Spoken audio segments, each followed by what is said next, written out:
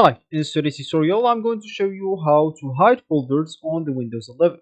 So the first thing that you'd like to do is just go into your PC that contains of course the Windows 11 and open it up. Of course if you are a Windows 10 user you can just go into your settings and actually upgrade into Windows 11 right now and for free. Of course you can run the installation of the download or the download of Windows 10 or sorry 11 into the background of your PC. Of course, that will make your PC a bit slower, but it's not going to be a big problem, especially if you have a good PC. You will not even notice the difference. And once the download or the installation finished, you will be notified to restart or to reboot your PC. And when you do that, you will find yourself with a Windows 11 ready to use.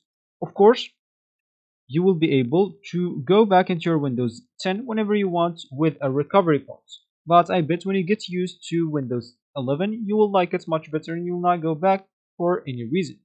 Of course, the upgrade, even if from Windows 10 to 11, will not delete any files or personal files or even apps from your PC, so don't worry about that.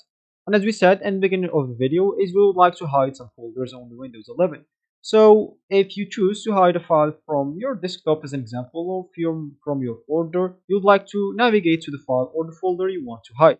So let me open the file explorer and let's say as an example, and this PC. Let's just go here into this and let's say as an example I would like to hide this laptop backup.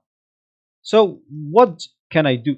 First of all, I would like to right click on it and go into properties.